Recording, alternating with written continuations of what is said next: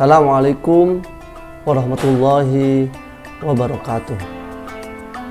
Anak-anakku semuanya yang dirahmati oleh Allah Subhanahu wa Ta'ala, alhamdulillah pada kesempatan yang berkah ini insyaallah Pak Hilmi akan menjelaskan sedikit tentang thaharah dan sholat. Baiklah anak-anakku sekalian, thaharah yang diperhatikan, thaharah itu menurut bahasa adalah bersuci. Sedangkan thaharah menurut istilah adalah membersihkan diri, pakaian, dan tempat dari hadas dan juga dari najis dan juga dari kotoran. Anak-anakku yang dirahmati oleh Allah Subhanahu wa Ta'ala, thaharah adalah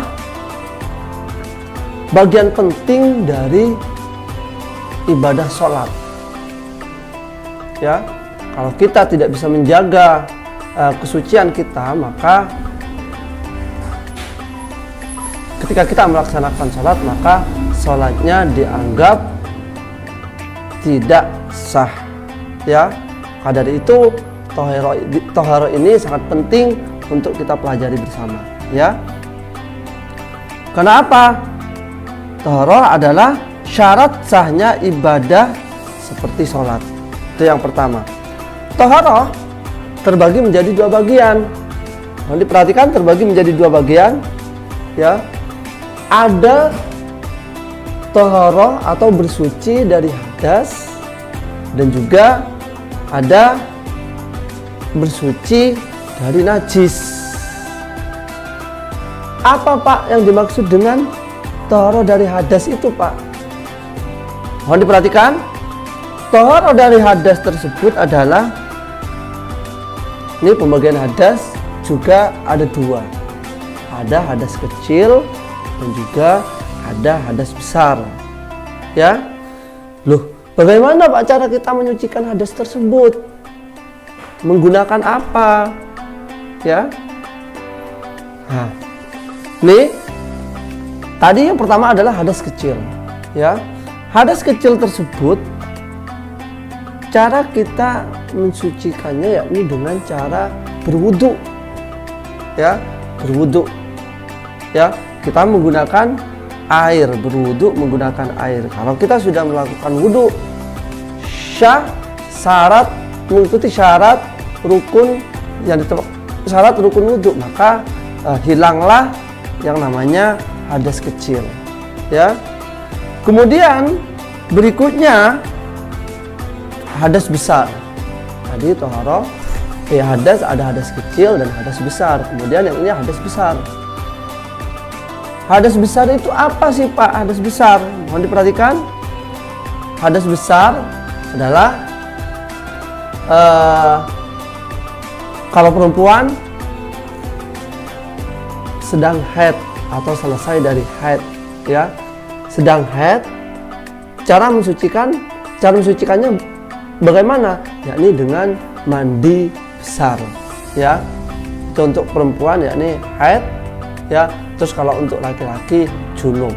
Cara mensucikan diri kita dari hadas besar adalah dengan mandi besar, ya, disertai dengan syarat dan rukun pelaksanaan hadas besar. Maka kalau kita sudah melakukan itu, maka hilanglah yang namanya hadas besar.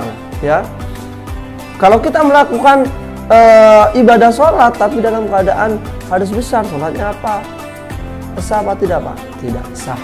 Ya, maka dari itu penting sekali untuk kita ketahui apa itu hadas besar dan bagaimana cara mensucikannya.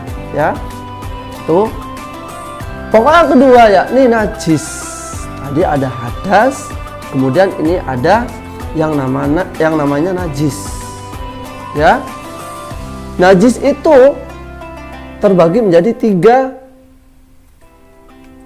Yakni pertama najis mukhaffafah, yang kedua najis mutawassithah, yang ketiga yakni najis mughalladah. Ya. Ketiga-tiganya tersebut cara mensucikannya yakni menggunakan air. Ya, menggunakan air. Mohon diperhatikan. Dan air tersebut juga terbagi menjadi 3 bagian. Ya, air yang tohir mutahhir,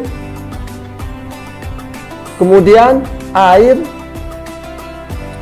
yang ghairu mutahhir, dan juga air yang mustakmal. Itu juga bagian penting yang perlu diperhatikan.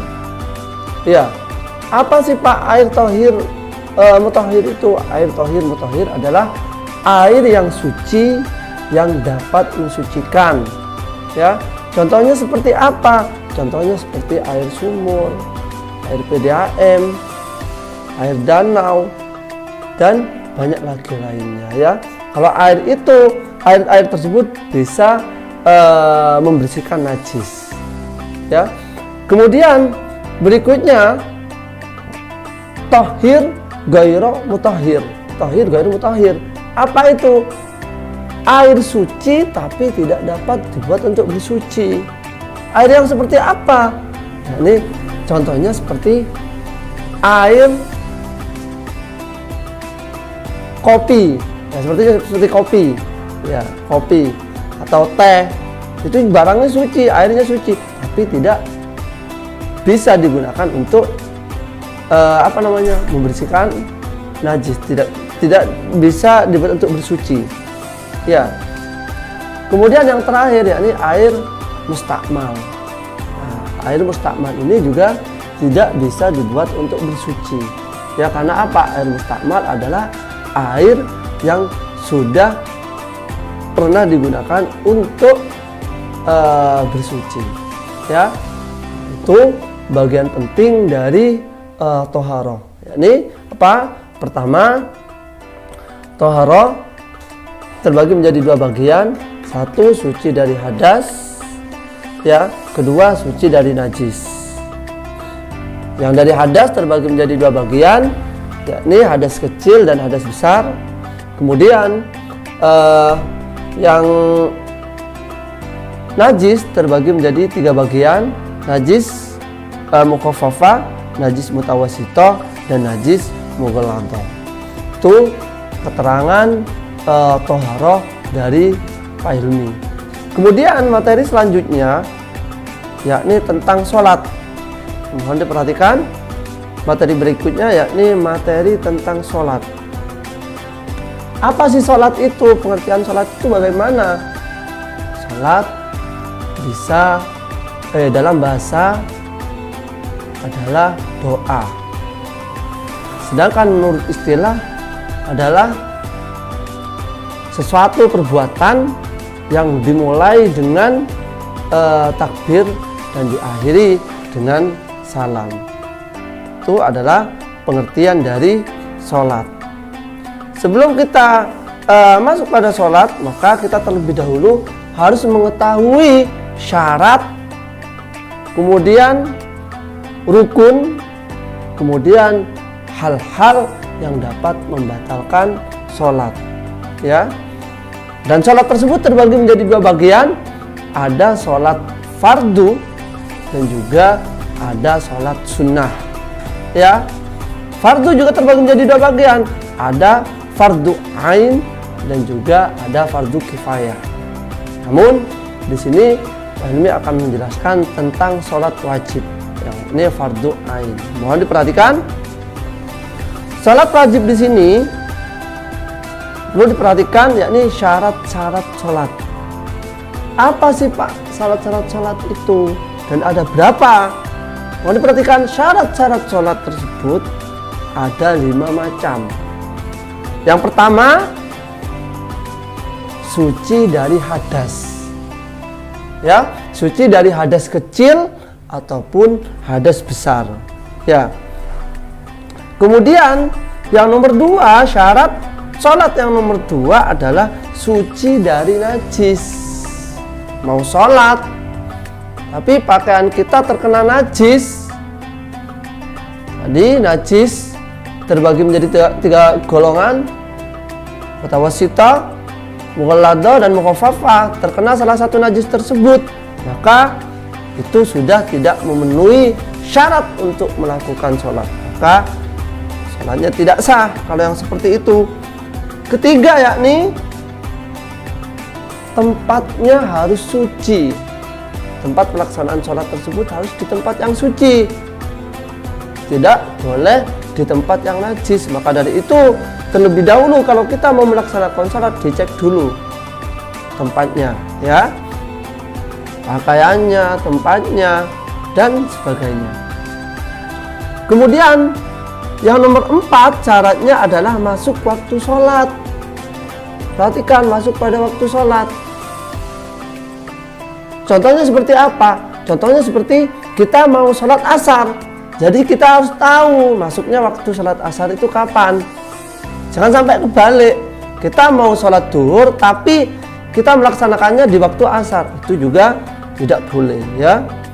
Juga yang seperti itu tidak memenuhi syarat. Jadi kita harus tahu waktu masuknya sholat. Kalau maghrib, ya kita melakukan sholatnya pada waktu maghrib.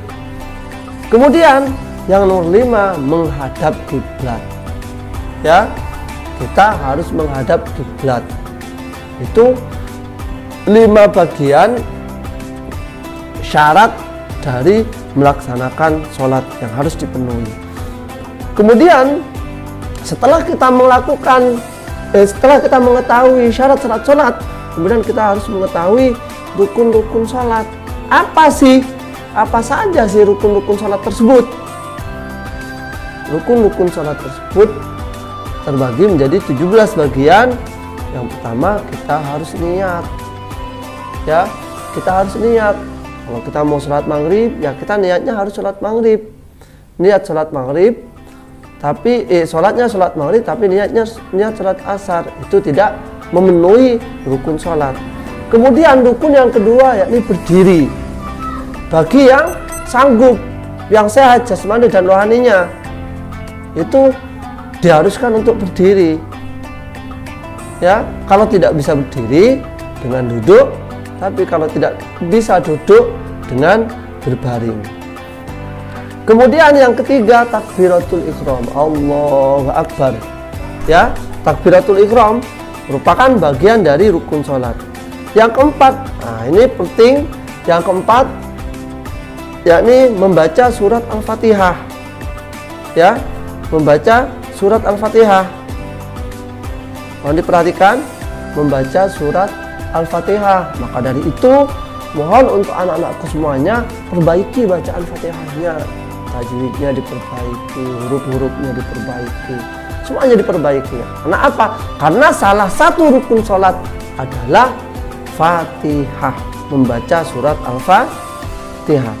Kemudian berikutnya, setelah membaca surat Al-Fatihah, baca surat, kemudian kita ruku. Ruku juga termasuk bagian dari rukun sholat. Ruku berikut tumakninahnya. Setelah ruku, iktidal plus tumakninahnya. Kemudian sujud, merupakan bagian dari rukun sholat. Kemudian duduk di antara dua sujud, itu juga bagian dari rukun sholat. Setelah itu duduk tasyahud akhir, juga bagian dari duduk tasyahud akhir, juga bagian dari rukun sholat. Setelah itu membaca sholawat. Kemudian nomor 16 salam. Kemudian yang nomor terakhir tertib. Dalam artian tertib ini di sini yakni harus urut. Pertama, kalau salam ya harus salam dulu. Takbiratul ihram dulu. Kalau takbiratul ihram yang nomor pertama takbiratul ihram, ya harus takbiratul ihram dulu. Gak boleh langsung sujud. Belum takbiratul ihram tapi langsung sujud. Itu namanya tidak tertib, ya. Yang dimaksud tertib di sini adalah berurutan. Takbir dulu, kemudian ruku, kemudian sujud, dan seterusnya. Setelah itu, setelah kita mengetahui syarat dan rukun sholat, kemudian kita harus mengetahui hal-hal yang dapat membatalkan sholat. Apa saja hal-hal yang dapat membatalkan sholat? Ini penting. Mohon anak-anakku diperhatikan dengan baik, ya. Hal-hal yang dapat membatalkan sholat salah satunya adalah sengaja berbicara. Ini sering kita temui di banyak tempat. Kadang anak-anak sholat tapi sholatnya sambil guyon. Ingat, itu dapat merusak sahnya sholat, ya. Kemudian banyak bergerak yang bukan bagian dari gerakan sholat, itu juga dapat membatalkan sholat. Kemudian berhadas, ya, baik itu hadas kecil atau hadas besar, itu dapat menyebabkan batalnya sholat. Kemudian yang nomor 4, terkena najis, ya. Najis tadi di penjelasan Thaharah sudah Pak Hilmi jelaskan tentang macam-macam najis. Kemudian membuka aurat, sholat tapi auratnya terbuka, itu juga dapat membatalkan sholatnya, ya. Kemudian mengubah niat tengah-tengah sholat atau niatnya diubah, itu juga dapat membatalkan sholat. Kemudian berikutnya berpaling dari kiblat, ya, tidak menghadap kiblat, itu juga dapat membatalkan sholat. Kemudian setelah itu makan, sholat, ternyata ada segelintir makanan di dalam mulut kita, terus kita kunyah, kemudian kita masukkan ke dalam perut kita, maka itu juga dapat membatalkan sholat. Maka dari itu terlebih dahulu periksalah mulut kita dari sisa-sisa makanan, ya, agar tidak terjadi hal-hal yang seperti tadi, yakni memakan sisa-sisa makanan terus dimasukkan ke dalam tubuh kita. Kemudian berikutnya yakni minum juga dapat membatalkan sholat. Kemudian setelah itu tertawa, nah, tertawa juga dapat membatalkan sholat. Tertawa terbahak-bahak dengan sengaja, ya, juga dapat membatalkan sholat. Kemudian yang terakhir yakni murtad. Na'udzubillah, na'udzubillah, murtad tersebut juga dapat membatalkan sholat.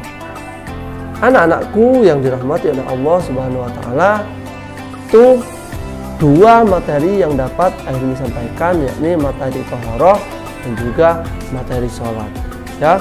Mudah-mudahan apa yang telah disampaikan oleh Pak Hilmi mulai dari awal tadi sampai akhir senantiasa memberikan manfaat, tambahan ilmu khususnya kepada kita dan juga kepada anak-anakku semuanya, ya. Itu dari Pak Hilmi. Bila ada penjelasan dari Pak Hilmi yang kurang tepat, kurang benar, atau banyak salahnya, itu memang dari kekurangan Pak Hilmi, kekhilafan Pak Hilmi, kekurangan ilmu dari Pak Hilmi. Dan jika ada penjelasan yang memang sesuai dan juga benar, itu semata-mata hanya dari Allah Subhanahu wa Ta'ala. Itu dari Pak Hilmi. Kurang lebihnya Pak Hilmi mohon maaf.